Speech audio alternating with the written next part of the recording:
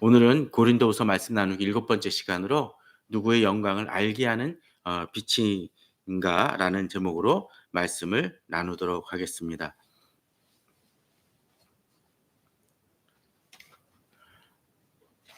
지난주에 저희들은 이런 그림을 한번 봤습니다.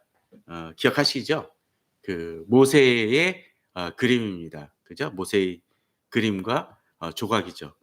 근데 이 조각과 그림의 특징이 있었다 그랬었죠. 뿔이 있었다는 얘기를 했습니다. 특히 그 샤갈의 그림은 아주 뿔이 아주 길게 나 있는 모습을 보게 됩니다. 이 뿔은 뭐 때문이라 했었죠. 실제로 모세가 뿔이 있었던 사람이 아니라 그 모세가 시내산에서 또는 이제 그 여호와의 장막에서 하나님을 만나고 나서 그 광채가 나니까 그 광채가 나는 그 빛에 대해서 그 원어상으로 또는 뿔로도 해석할 수 있었기 때문에 당시에 그 옛날 사람들이 이 단어를 오해해서 빛이 아니라 뿔이 난 것이라고 생각을 했었다라는 얘기를 했습니다. 그래서 이렇게 조각이나 그림이 되어졌다는 얘기를 했었죠. 아마도 또 그런 마음도 있었을 것 같습니다. 빛은 이제 한시적이지만 뿔은 어떻습니까? 뿔이 한 번 났다가 들어갔다 나왔다 하진 않을 거예요. 그죠? 뭐 그럼 좀 웃길 것 같습니다. 어떤 때는 그 뿔이 났다가 어떤 때는 이것도 사실은 괜찮지 않을까 생각도 듭니다. 하나님을 만나서 영성이 깊어질 때는 어떡합니까? 뿔이 막 길어져요. 그러다가 영성이 안 되고 영적 침체가 일어나고 뭔가 잘못 살면 어떻게 해요? 뿔이 쏙 들어가 버린다라면 마치 피노키오의 코처럼. 물론 피노키오의 코는 반대지만요. 그런데 이렇게 사람들이 이런 뿔에 집착하는 것이 무엇이었을까요? 아마도 해석상의 문제도 있었겠지만 사실 이거는 훨씬 더 가시적인 효과 때문이 아닐까라는 생각을 해봅니다. 빛도 물론 그렇긴 하지만 뿔은 아주 실질적이고 보여지는 것이죠. 그러게 사람들은 어떤 때 어떻습니까? 이 세상에서도 뭔가 분명하게 자기를 드러낼 수 있는 가시적인 것을 원하는 것 같아요. 그래서 어떤 때 높은 자리 가거나 또는 무슨 대회 가면 어떻죠? 누구누구 자리라고 이름표를 붙이기도 하죠. 특별히 또 아주 높은 사람은 어떻습니까? 이 강당 같은데 이 무대 위에다가 그 의자를 특별히 놓습니다. 심지어 어느 교회들은 그 예배 드릴 때 교회에서도 그런 모습들이 있죠. 목사님 의자는 아주 특별하게 만들어 놓은 경우들도 있곤 하는 걸 보게 됩니다. 또 이 설교하는 설교단도 사회적 사하고 아주 다르게 놓는 경우들마저도 있습니다. 그래서 어떤 때 보니까 아주 비싼 경우들을 많이 봅니다. 그런 크리스탈 해가지고 뭐 100만 원이 넘어가는 것들도 보게 됩니다. 얼마 전에 좀 실용적인 그 강대상이다 싶어가지고 한번 봤더니 되게 쌉니다. 그랬더니 이제 중국산이고 그런 거라서 물론 이제 바꿀 생각도 없긴 했었지만 아이고 이것도 중국산인가? 죄송합니다. 혹시 중국 관련해서 폄하하는 게 아니라 그렇다라는 겁니다. 그런데 그렇게 가시적이고 보여지는 것을 원합니다. 그래서 어떤 때는 옷마저도 그렇게 하는 경우들이 있죠. 그러나 빛은 좀 다른 것 같습니다. 빛의 진가는 언제 특별히 드러날까요? 어두울 때 드러나는 것 같습니다.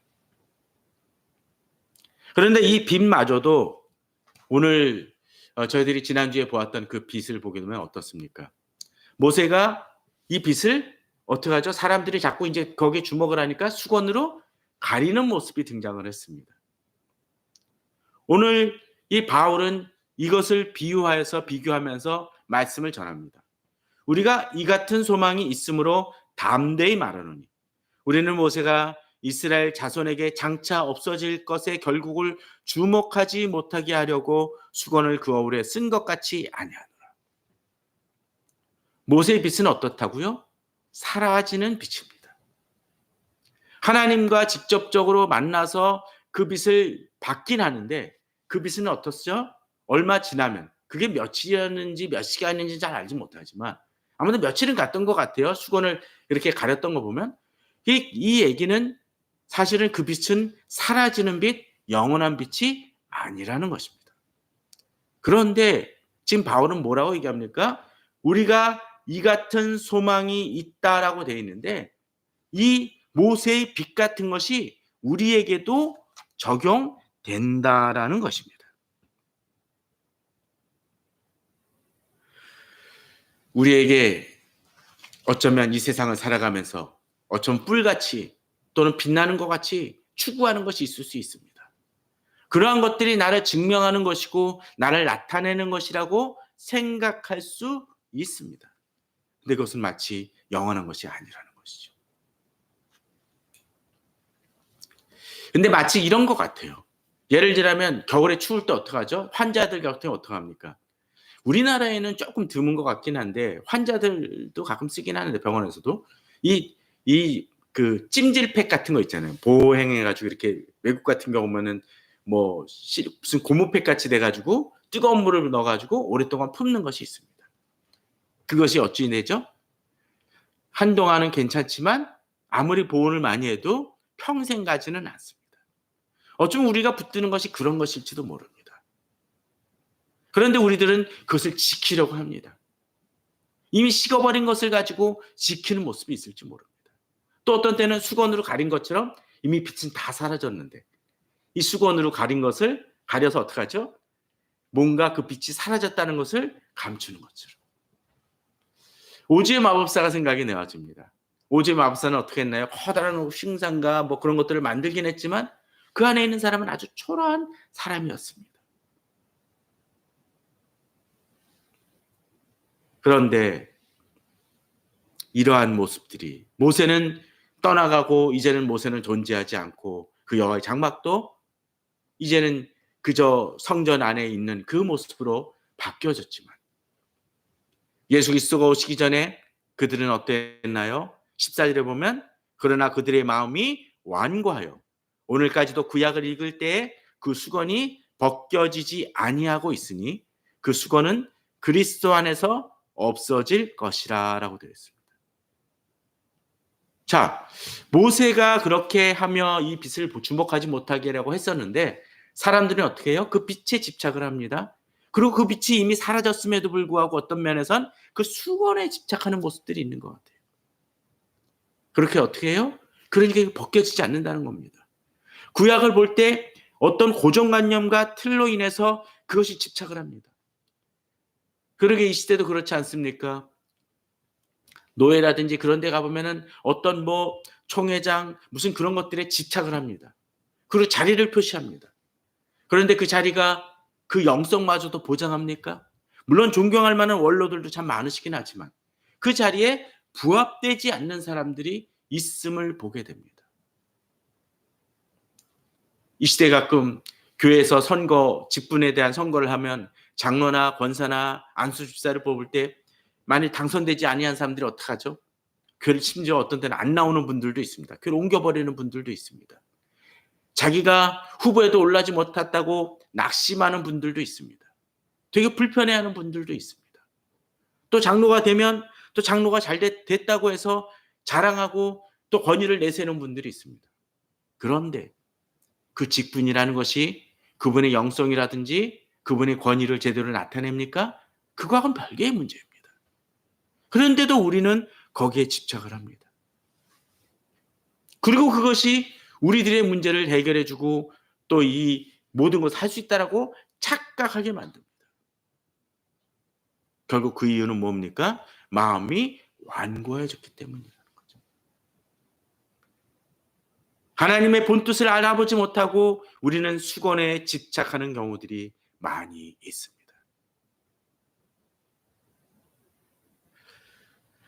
예전에 신대원에서 그 공부를 할 때 그 예배학 뭐 그런 것들도 있어요. 예배학에 보게 되면 예배의 순서는 어떠하고 어떤 의미가 있고 막 그런 얘기를 합니다. 그래서 예배 순서는 이렇게 지켜나가야 된다고 합니다. 그래서 어떤 교파의 경우는 그 예배의 형식에 대해서 아주 중요하게 돼서 쉽게 바꾸지 못하게 합니다. 심지어 그 절기마다 설교의 본문도 달라져야 된다라고 얘기하는 경우들마저도 있습니다. 그러나 그 자체나 의미를 부여하고 그 순서적인 측면도 중요할 수 있을지 모르지만 그렇게 한다고 해서 영성이 막 올라가거나 하나님과 관계가 깊어지는 것은 아니라는 것이죠. 진정으로 우리들의 그 중심과 그 수건 안에 있는 우리들의 모습이 어떠하냐에 따라서 우리의 모습은 달라지게 됩니다. 그러기에 이 수건을 걷어낼 때 오히려 우리들의 실체를 보게 되고 우리가 어떻게 바뀌어져야 될지를 깨닫게 됩니다. 그런데 오늘 본문은 이 수건을 벗기는 방법이 뭐라고 돼 있나요? 그 수건은 그리스도 안에서 없어질 것이라고 되어 있습니다. 사실 이 수건은 누구만 썼습니까? 모세만 썼던 것입니다. 그러게 모세 이후에 수건으로 등장하진 않았지만 대제사장들이라든지 왕이라든지 그런 거에 집착하고 그들의 권위를 인정을 합니다. 그러나 모세의 그 빛은 누구에게서? 하나님에게서 비롯된 것인 그 반면에 대제사장이나 왕은 그냥 그 위치일 뿐입니다. 실제로 그 빛을 발현할 수 있는 존재가 아니라는 거죠. 어쩌면 식어버리고 이미 굳어진 모습 속에서 우리는 수건에 집착할지 모릅니다. 그런데 그 수건의 문제를 누가 해결합니까? 그리스도가 해결하셨다는 겁니다. 우리가 몇 주 전에 있었던 마치 부활절처럼 예수 그리스도께서 십자가에서 죽으실 때 어떤 일이 벌어졌나요? 지성소 휘장이 찢어졌다고 되어 있습니다. 대제사장이도 함부로 들어갈 수 없는 그 지성소, 백성들을 대신해서 들어가야만 했었던 그 지성소의 휘장이 갈라졌다는 건 뭐라고 그랬었죠? 바로 하나님을 우리가 예수 그리스도를 힘입어 직접 나아갈 수 있다는 것입니다. 이 수건도 마치 지성소 휘장이 찢어지듯이 예수 그리스도 통해서 없어질 것이라는 것이죠. 그러면 그 없어진다는 의미는 어떤 것입니까? 계속적으로 바울은 얘기합니다. 오늘날까지 우리가 모세의 글을 읽을 때 수건이 그 마음을 덮었다. 마치 고정관념이 잡혀 있는 것 같아요. 고정관념이 잡혀 있으면 어떡하죠? 말씀을 읽어도 깨닫지 못할 때가 많이 있습니다. 제가 가끔 이야기 드리죠. 제 주변에 그 사무실, 공유 사무실 그 옆쪽에 출판사들이 있다 보니까 그분들이 책을 주시거나 또 그분들 책은 특별히 신간이 나오면 살 때가 있습니다. 근데 제 재미가 뭐냐면 책을 읽다가 그분들을 돕는다는 그 마음으로 오자나 이 잘못된 것들을 가끔 찾아냅니다. 근데 그분들이 워낙 꼼꼼해서 이 다른 출판사하고 달리 꼼꼼해서 오자나 탈자가 거의 안 나오다시피 해요. 근데 가끔 나옵니다. 그때 나눌 때마다 얘기를 하는 게 그겁니다. 나는 아주 몇 번을 보고 번역을 하고 어떤 때는 이거를 교정을 하느라 몇 번을 해도 안 보이는 건 안 보인다라는 거예요. 그런데 오히려 다른 사람이 볼 때가 있습니다. 왜 그럴까요? 자기는 이미 이것이 맞았다라는 그 생각이 고정관념이 되면서 이것이 문제 있다는 것을 보지 못할 때가 있다라는 거예요. 그러기 어떤 때 우리 집이 어지럽혀졌거나 또는 문제가 있거나 지저분하다는 걸 누가 압니까?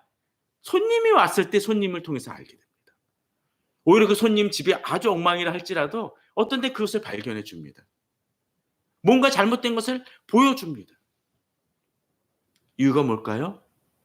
기본의 형식, 틀, 고정관념이 없기 때문이죠. 성경을 읽을 때 어떤 때 그럴 수 있습니다. 그래서 저는 성경을 매년 읽을 때 개역 개정판만 있는 것이 아니라 뭐 새번역이라든지 쉬운 성경이라든지 그걸 보게 됩니다. 그 형식을 계속 깨트리지 않으면 말씀은 그냥 매너리즘으로 빠지기 쉽기 때문이죠. 그런데 이것을 진정으로 깰 수 있는 방법이 뭐라고 얘기합니까? 주께로 돌아가면. 구약의 시대 때만이 이런 일들이 벌어지는 것이 아니라 지금 우리 시대에도 일어날 수 있다는 것입니다. 많은 교회의 분란과 또는 성도들의 문제는 근본적으로 어디서 출발이 되어집니까? 주 안에 있지 못하기 때문일 수 있습니다. 주께로 돌아가면 수건이 벗겨진다고 되어 있습니다. 주는 영이시니 주 영이 계신 곳에는 자유가 있느니라고 되어 있습니다.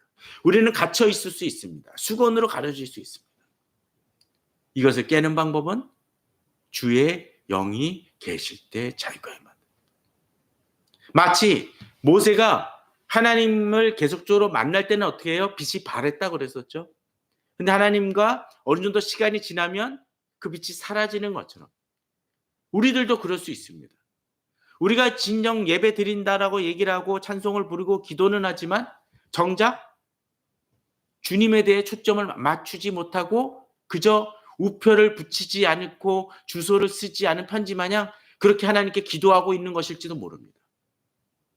저도 기도할 때 어떤 때 좀 뭔가 막히는 듯한 느낌을 볼 때 내 초점이 좀 잘못 맞춰져 있구나라는 생각이 들 때가 있습니다.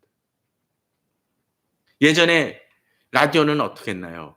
지금은 라디오가 디지털로 다 돼 있지만 예전에는 라디오 주파수를 맞출 때 어떻게 하나요? 요 다이얼로 맞췄었죠.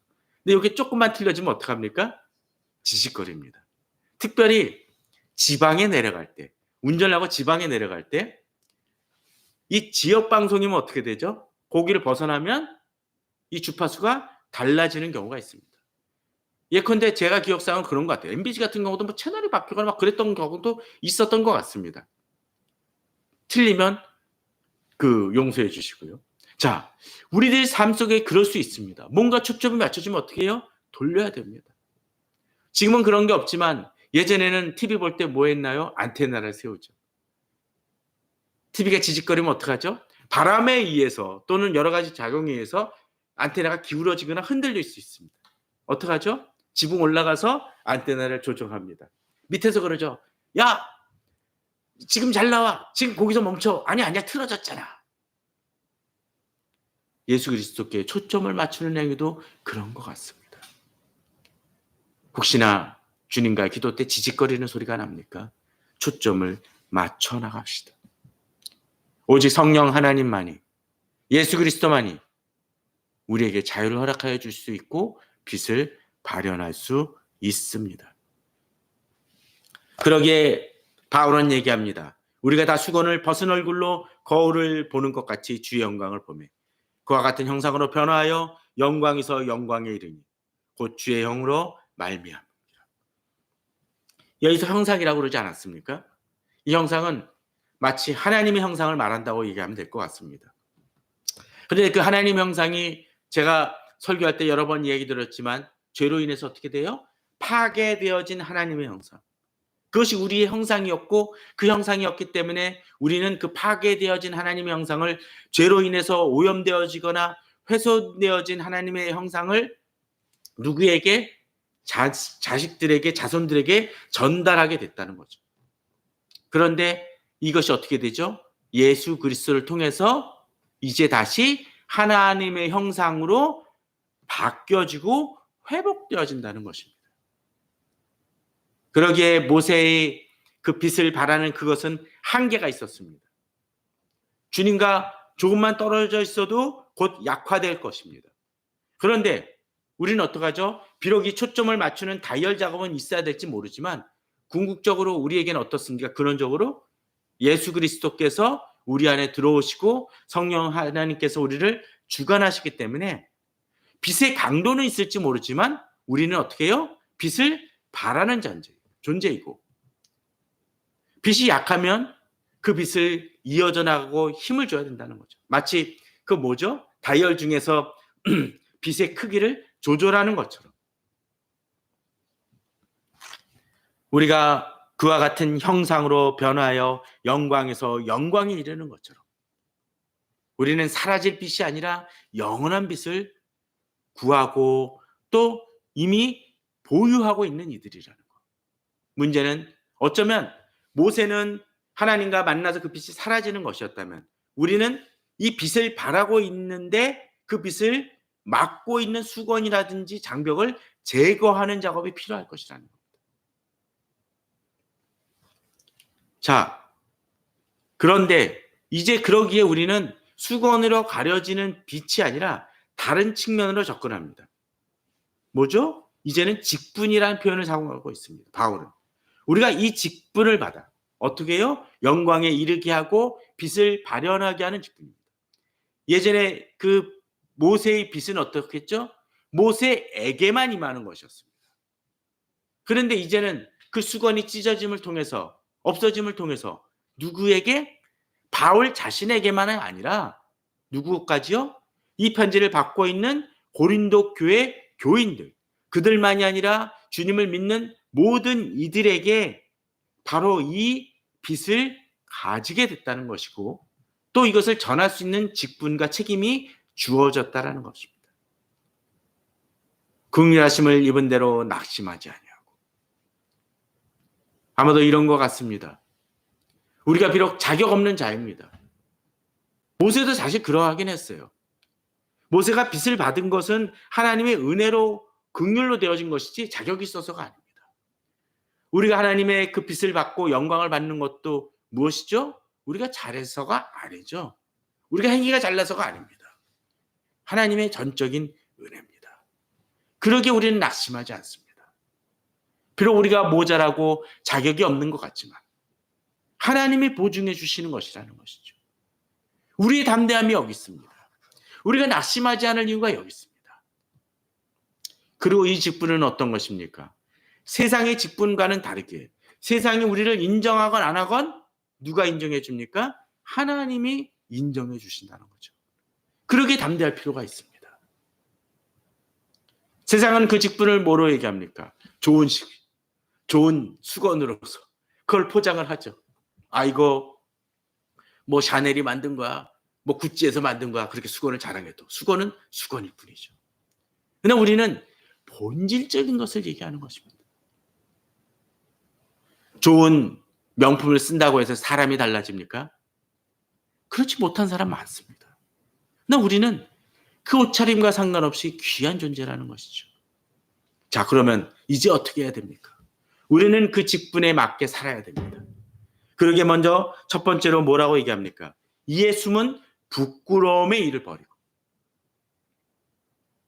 사실 그런 것 같아요. 부끄러운 일은 어떡하죠? 숨어서 합니다. 그죠? 요새는 CCTV가 많이 발견이 되니까 가끔 사람들이 그런 얘기하죠. 여기 CCTV 있어 없어? 여기 녹음돼 안 돼? 블랙박스도 마찬가지죠. 녹음되는 게 있고 안 되는 게 있어요. 녹음 안 되는 건 뭐라고 얘기해도 괜찮게 느껴집니다. 숨은 부끄러움이. 마치 수건을 쫙 채워놓고 있으면 그 뒤에선 뭐라고 해도 뭔 짓을 해도 상관없는 것처럼 우리는 그렇게 살아갈지 모릅니다. 또 속임으로 행하지 않습니다. 가끔 그런 거 있지 않습니까? 뭐 연예인들이나 그런 사람들 보게 되면 프로필 보면 어떡하나요? 170이라고 해놨는데 실제로는 한 165쯤 되는 사람 있고 심지어 나이도 많이 속이죠. 가끔 보면 그런 경우도 있는 것 같아요. 정치인들 중에도 구두굽이 높은 거 쓰는 사람이 있습니다. 자기 키를 감추기 위해서. 부끄러운 일이죠. 그걸로써 자기 자신의 본질을 숨긴다고 해서 됩니까? 안 된다라는 거예요. 또 한 가지가 있습니다. 본문은 하나님의 말씀을 혼잡하게 하지 아니하라고 되어 있습니다. 자기를 드러내기 위해서 하나님 말씀을 혼잡하고 혼탁하게 하는 경우가 있습니다. 아 다르고 어 다른데 너무나 유명한 말이지만 그런 얘기 있지 않습니까? 가끔 어느 유명한 목사님이 어디 교회 초빙을 받아서 그 설교했다는 얘기. 사회자가 뭐라고 하죠? 하나님의 위대한 종 누구누구 목사님입니다. 그랬더니 이분이 나와서 바꿨다 그러죠. 뭐라고요? 아닙니다. 틀렸습니다. 위대하신 하나님의 종입니다. 내가 위대한 게 아니라는 거예요. 근데 이 시대는 하나님의 말씀을 혼잡게 해서 내가 부각되게 합니다. 저는 감히 얘기합니다. 그런 설교자나 목회자 있으면 당장 떠나십시오. 그건 아닌 거예요. 하나님께 초점을 맞추지 않고 자기를 보게 한다면 그건 실패자입니다. 혼잡하게 하는 것이고 악한 것입니다. 오직 뭐요? 진리를 나타내므로. 우리 초점은 복음을 드러내는 것입니다. 복음을 통해서 진정한 빛이 발견되어지고 하나님 형상으로 변화되어지는 것입니다. 그래서 여기서 다시 추천에 대한 얘기가 등장을 하죠. 하나님 앞에서 각 사람의 양심에 대하여 스스로 추천하는. 자, 나는 이런 사람이야 라고 얘기하는 것이 어떤 때 보면은 자기 자랑 같아요. 그런데 이 자랑이 아니라 이 추천의 증거, 그 근거는 어디 있습니까? 이 바울은 하나님 앞에서라는 거예요. 하나님 앞에서. 하나님 앞에서 내 모습이 부끄러움의 일도 버리고 속임으로 행하지 아니하고 하나님의 말씀을 혼잡하게 아니하고 진리를 나타내기에 하나님 앞에서 부끄러울 것이 없는 것이죠. 중요한 건 내가 하나님 앞에서 어떤 존재로 서 있느냐는 것입니다. 그럴 때 내 자신이 당당합니다. 저는 우리 성도님들이 그런 당당함이 있기를 바랍니다. 사람이 기준이 아니라 사람이 높이는 그런 것들이 아니라 내 자신을 드러내고 또 할 때 하나님께서 어떻게 하시는지를 생각하는 우리 성도님 되기를 바랍니다. 자, 그럴 때 어쩌면 그럴 수 있습니다. 나는 하나님의 말씀을 그렇게 드러내고 숨은 부끄러움을 행하지도 아니하고 속이지도 아니하고 진리를 실제로 드러나게 하고 하나님의 말씀 혼잡해도 아니하는데 사람들의 반응은 아닐 수 있죠. 그렇지 않습니까? 너 어떻게 그러냐라고 반발이 일어날지도 모릅니다. 그런데 오늘 본문 속에서도 그럴 수 있다는 거예요. 우리 복음이 가리웠으면. 근데 이 복음은 누구에게 가려졌다고요? 망하는 자들에게 가려진 것이라. 여기에 담대함이 있습니다. 우리는 낙심할 수 있습니다. 내가 복음 증거하는데 또는 내가 누구한테 내 하나님 말씀대로 살아가는데 세상적으로는 빛을 못 볼 수도 있고 또 세상적으로는 생각보다 성공하지 못할지도 모릅니다. 그런데 사람들은 나에게 대해서 넌 실패자 아니냐, 너 루즈 아니냐라고 이야기할지 모릅니다. 또 우리 교회가 더 커라고 얘기할지도 모릅니다. 근데 본문은 뭐라고 되어 있습니까? 내가 진실대로 하나님 앞에서 떳떳하게 살고 그 복음을 제대로 증거했다라면 그리고 거기에 대해서 사람들이 반대 행동을 한다 할지라도 우리가 낙심할 것이 아니라 결과가 뭐예요? 그들이 망하는 것이라는 거죠. 당장은 뭔가를 가지고 있지만 마치 그들은 그런 것이죠. 곧 전원을 빼버린 냉장고 같을지 모른다는 겁니다. 냉장고가 잠깐 어떻게 하죠? 차가울 수는 있을지 몰라요. 근데 좀 지나면 어떻게 되죠? 결국은 다 식어버립니다. 어쩌면 이 시대의 한국교회나 성도들은 이미 전원이 뽑힌 상태 속에서 미열을 가지고 살아가는 약간 남은 냉기를 가지고 버티고 있는지도 모를 것 같습니다. 그러나 그 빛은 그 온기는 그 냉기는 어떻게 되죠? 곧 사라질 수 있다는 것입니다. 방법은 뭡니까? 주께로 돌아가서 하는 것처럼 다시 빨리 전원 빠졌네 하고 빨리 꽂는 것입니다.